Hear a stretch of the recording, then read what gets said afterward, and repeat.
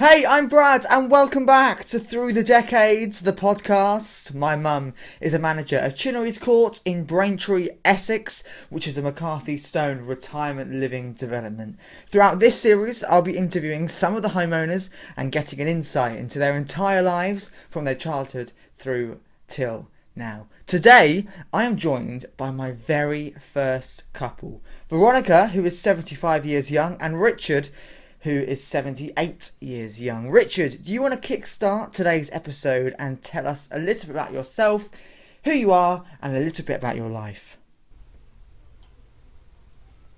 I spent my life in the army, mainly because when I was growing up, the advice was to get a job, get a trade, and it's still good advice. That many of the people, younger people, don't seem to accept it nowadays.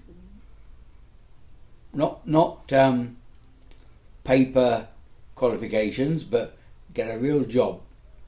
And one of the really good trainers is the army. And so I joined the Army Apprentice College when I left school at 15. And I trained to be an armourer, which is a gunsmith in the army, and that was okay. I really enjoyed that. Spent a lot of time working on a bench, fitting and filing, things like that. And then when I left and got into the real world, I realised that I would, I guess, earn better money if I was a technician. And now, in fact, when I was recruiting, all my interviewers said, "Oh, you ought to be a technician based on your results." But I was lacking confidence, and so I said, "No, I'm not sure whether I would make it as a technician." However, having spent a year as an armourer, I was allowed to go back to the technical school and become a technician. And I worked on a number of things, main battle tanks, which are packed with electronics, guided missile systems, anti-tank mainly, and then I was out in the field army as a posting, mainly in Germany, and that pertained until I came back to the UK to become a first-class technician, which was another 9-month course. In the meantime, I'd met Veronica and got married, but we'll talk about that later. So when I became a first-class technician, I transferred to same organisation, but the equipment I worked on became what we call the air defence side of it, which was in fact in those days was called Thunderbird. Thunderbird anyway was the army equivalent of this air defence system, where we were geared up to engage Russian bombers coming over. That was a real threat in those days, up to about 80 something thousand feet. Now I'm trying to think of the equivalent of the missile system I worked on, which was the RAF had a system identical, except it ran on liquid fuel, and because it was liquid fuel, it had better range, better characteristics. But it's not so good for if you're travelling about in Germany, living in a wood. I worked on Thunderbird system, and I never worked in Germany. I was posted to Kreuz. No, not to Kreuz.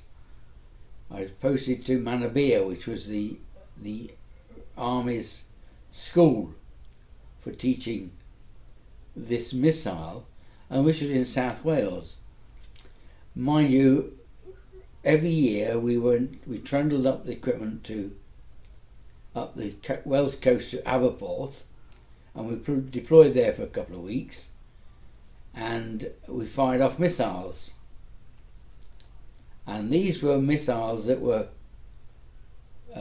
flown from Tikrois in Anglesey, and we didn't have any live warheads. What we had in the missile was what called electronic pack, and it relayed all information back to the operators on the ground, and the manufacturers of the missiles would analyse that data, see how the missile performed, and that's it. And then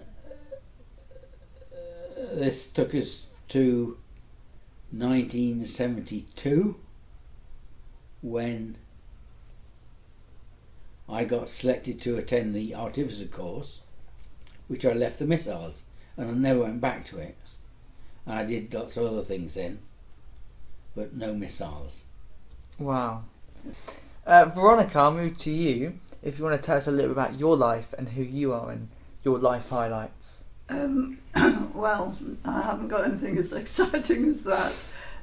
I also left school at 15, having had a bit of a nomadic school life, so left without any qualifications. And my first job was working for a vicar as his children's nanny. So I did that for a few years. In fact, I did that almost up until I got married in 1967, so just a few years later. Then as an army wife, I didn't work, but army wives were expected to help look after the other ranks, especially once Richard was commissioned and became an officer's wife. So that had sort of certain responsibilities with it, and I did things like worked in the thrift shop and had coffee mornings, and then as we had two children along the way, and as they grew up, I then decided I wanted to do something. So I did various secretarial courses and had various jobs along those lines. And then in my early 40s, I became restless again and thought, I need to do something a little bit more exciting, something worthwhile. So I applied to do my nursing training. So I did my 3 years and became a registered nurse. Mostly worked out in the community as a district nurse. And then when I retired from that at 55, I just stayed at home and did stuff around the house. Wow. So, Richard, I'll ask you, what do you remember about the place you grew up? How was life growing up for you? My father was a farm labourer, and we lived in a tied cottage. In fact, my brother bought the house we lived in, and we lived there for a number of years, but my brother always owned it. He managed to buy that for £300, amazing going back, and that was compensation he got for an accident where we got hit by a motorcycle, and I was with him. I was on the crossbar of his bike. Now, that was nothing to do with the accident. We were on a footpath well away from the road, but this chap happened to be German, ex-prisoner who stayed in the UK, came right across the grass, didn't take the corner, and scattered us. and I had lots of broken bones. My brother-in-law lost his leg, and he got good compensation for that. I got £200 special damages, that was all. When I had the accident, I'd been in hospital for 2 years with a thing called Perthes disease of my hip. And when I went home, I was still wearing an iron caliper, which was bars down your legs to strengthen your leg. I said, look, 2 years on your back, strapped down to a frame, is not good. But at least I came out of it walking. And a lot of people with Perthes disease didn't in those days. They were crippled for life. And he said, oh, well, things have changed. He said, nowadays we know more about it. And you probably weren't going to come out crippled anyway. He said, if you got the variation of Perthes disease, which is a softening of the ball of the hip, basically, and the treatment for it was to pull the hip and pull apart and let it heal itself, and that's what took 2 years, you see. And he said, well, you'd probably ended up crippled anyway. He said, but nowadays, if you came out without being crippled, you were never going to be crippled. I said, well, you know, sod's law, but there we are. I don't know. I managed the 2 years in the hospital. I was only about 7 or 8.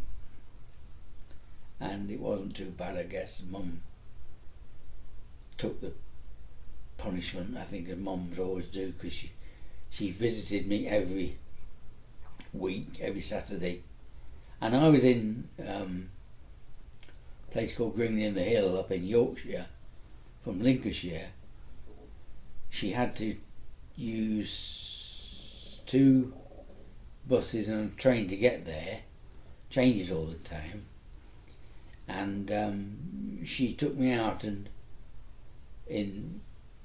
we had this sort of wheelchair that we kept her legs straight, and she took me out every Saturday, really. I don't think she missed in 2 years.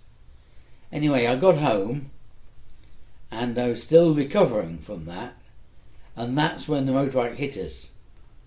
So and we ended up in hospital again, which I thought my life was always being in hospitals, you know. But then again, my brother was far more injured than I was. He took the motorbike front wheel on his leg, and it almost ripped his leg off, you know. I was just broken bones. And in fact, because I was in the caliper, probably that saved me, because although the caliper was a bit like a Z-shaped, and my leg followed it with breaks in the right places, I didn't have any physical injury. It was all internal, just clean breaks, you know.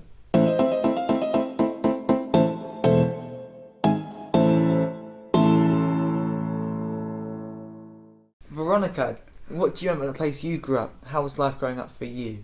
I really don't have that many memories of growing up. I remember my grandparents living in a different village to us, and it was about 2 miles away, and I frequently walked or cycled.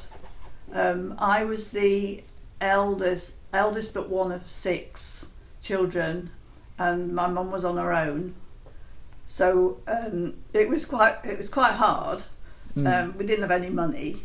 The village, you had a bus maybe twice a week if you were lucky. Generally, like 1 bus a week that you could go into town, and the main town was Grantham. It was about 7 miles away, I should think it was.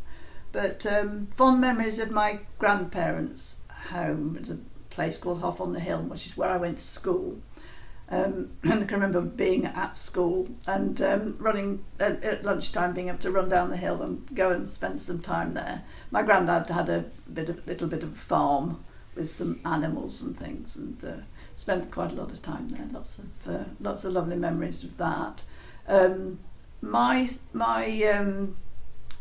didn't really do anything as a young, like I didn't do brownies or guides or anything, because it wasn't there, not in this little village. It was very limited as to what you were able to do, and it was just sort of playing around with your friends locally in the little copse up the road, and probably got up to no good. But so I stayed at it wasn't my first school actually, it was my second school, but stayed there till I was 12, because that's really when the secondary moderns came along and became available to us.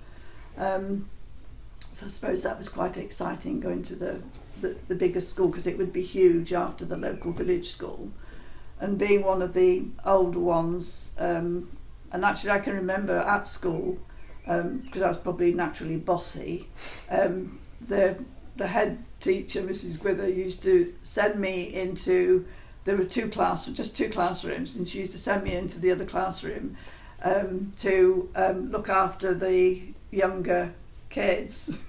So I quite enjoyed that, because it allowed me to be bossy. And then, like I said earlier, I left school without any qualifications, mainly because I felt that I'd sort of moved around so many times, I wasn't motivated really to do this stuff. Nobody was pushing. Life at home was quite hard. Had quite a bit to do to help with the younger kids as well. So then that sort of takes me up to having left school, really. Richard, can I ask, what are you most proud of in your life? Big question this is. Yeah, it's a difficult one, really. Yeah. There must be a lot that you're proud of, but if you had to choose one thing that you look back and think, I'm really proud of that, what would that be? Greenberry? Yeah, I was going to say that. Now, at the end of the artificer course, if you did well on the course, you got the choice of postings. And I missed out on going to America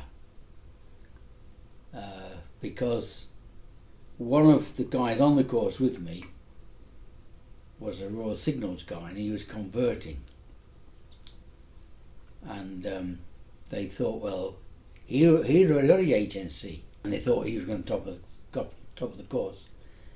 But he didn't, I did. But nonetheless, he went off to America, and I went. They said to me, you right, good job for you is down in Plymouth, and you're going to go to 29 Commando. It's 29 Commando. Yeah, 29. And I said, okay, 29 Commando. Thought you had to be a volunteer to be a commando. They said, no, not in your case. You're getting posted there, you see. And I went to Plymouth, and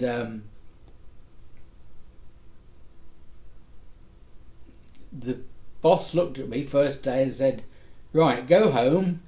We don't want to see you for 6 weeks, I think it was. Get yourself fit.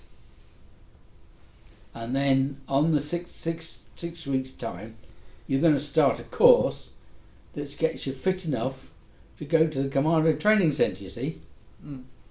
Which I did. And I ran and up and down the banks and Plymouth and steep banks, and I got myself fit, and I went to this commando course and that was at Limsden, which is still in Devon, and that was hard. And I think if I had to pick out one thing I'm proud of, it's actually completing my commando course, because a lot of people didn't. Most famously, just at the moment, is Prince although I like him, Prince Edward. Mm. He got halfway through his commando course and jacked it in. Said no, I couldn't do it. It's not for him. But it was hard.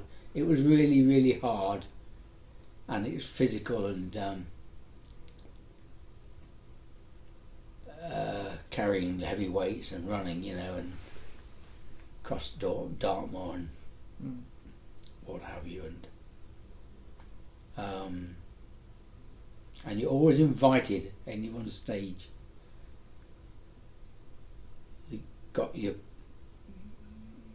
Land Rovers there, and they say to you, the instructors say, right, you're looking knackered, don't matter this bit, it's not important, jump in the back of the Land Rover out of ride, you see. If you did, you had it, because you got to the end of the ride and they said, right, pack your kit, you're off. You finished your commando course, you failed. Anyway, I didn't ever take that. I did everything I was supposed to, and the final test was a 30-mile hike across Dartmoor. Wow. And it timed, and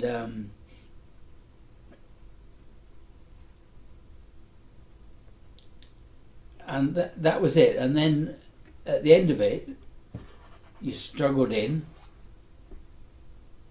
and you had to stand coming with your troop, because they didn't accept you going off on your own. And anybody struggling, you had to carry their weapons and get them over the line with you. It was very much a team thing. And then I don't know who it was, but I thought it was the general stood there with your berry, and he presented you with your green berry, and that was really, really proud, because you'd worked for this. I'd worked my socks off for this, and that's it. You come back to 2-9 Commando, who were gunners, always gunners. It was the only army. No, there was another army commando. That was 9-5 Commando, and they were the guys that used to drop in by parachute and direct the guns from the ships, But it was a very good time. It really felt you doing a worthwhile job. And that was it. So, Veronica, what are you most proud of? I get so carried away with listening to what Richard's saying. What am I so most proud of? Well, there's lots of milestones really. Getting married was a proud moment. Having the children, very proud moments. Changing my main career really, becoming a nurse was something to be proud of, especially I was 40, in my early 40s, so changing career at that stage, and pride in Richard, but what he achieved. So I think those are my highlights really. That's lovely. And I'll ask you, Veronica, what was the best day of your life? My wedding day. Yeah. It's a bit of a cliche, that, I know. Becoming qualified as a registered nurse again. So those are the two main things. Richard, what was the best day of your life? Difficult to pick one really, but yeah, there must be so many. Well, as you step through career, you think that's good. I mean, qualifying on my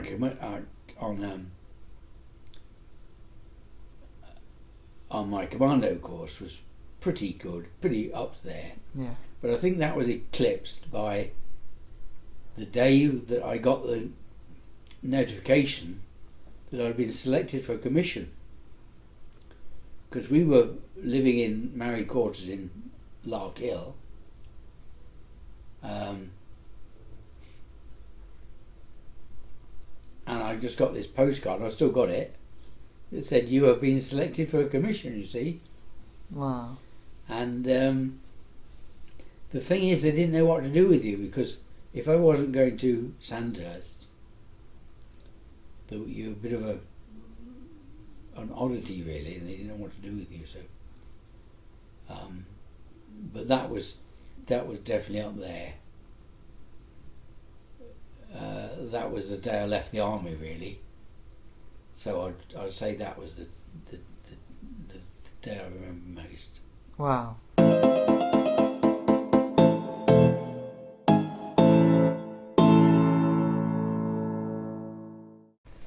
Okay, let's move to the present day. So you're now living here at Chinnery's Court, which is a McCarthy Stone independent living development. How long have you been living here? It's just over 4 years. So what made you move to a McCarthy Stone development? You could have chose any development, but what made you move specifically to this McCarthy Stone development? Well, for both of us, I think really these are the nicest apartments that there are in Braintree. They were in town, which was convenient. We have a nice outlook over the cricket pitch. I think that's it really, isn't it? Yeah. So how do you find this type of community living? Because obviously this is, like I say, an independent living development. So there's loads of activities downstairs, coffee mornings, knit and natter and all of that. So there's this real community and family kind of atmosphere in the development. How do you find it? Do you want to answer, Daniel, or shall I? No, you've answered. Well, yeah, I mean, I find it really good because you've always got company if you want it. You don't have to join in, but it's nice if you do, because you feel part of the community. Like a family. Like the family, yes, yeah. So it's nice that you've got the choice as to how much you do or don't do. We actually love living here. That's really nice to hear. So would you recommend this type of community living, but also McCarthy Stone developments as a whole? Yes. I definitely recommend it because we like it. We're actually moving within the development from one apartment to another. Yeah. So that's a good endorsement. I think that we like living here and want to continue living here. Yeah. We've only had the experience of one other McCarthy Stone, haven't we? And that was June in Grantham. Oh, visiting that Yeah. complex, yes. Yeah. And it was really nice. I mean, that's what we like. They're nicely decorated, Yeah. clean, and you just feel like you're at home. The communal areas are kept very nice. So I'll wrap up this episode in the way I wrap up every single episode, and I'll ask you both, so we'll get 2 pieces of advice. But I'll ask you first, Richard. What one piece of advice would you give to the younger generation? Get yourself a trade. Simple. Absolutely simple. Which was always good in my day, and it's always good nowadays. And we've gone away from degrees. There seems to be emphasis on everybody getting a degree. Well, I don't think the degrees are any harder or easier than they were. But a lot of the sixth form colleges have now become universities giving degrees. But the technical apprenticeships are coming back in. And I would thoroughly recommend that. Everybody get a trade. And yeah, that's it. Veronica, what one piece of advice would you give to the younger generation? I would say, really, you should follow your heart.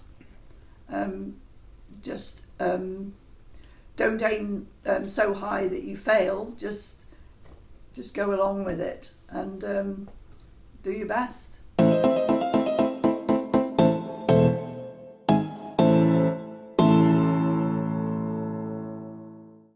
Well, there we have it for another week. Thank you, Veronica and Richard, for joining me and sharing some truly amazing stories. Make sure you join me next week with my guest Peter, who'll be here sharing his life stories through the decades. And of course, don't forget to save, share the podcast on Spotify or YouTube, and turn on the notifications to never miss an episode. Apart from that, I'll see you next week.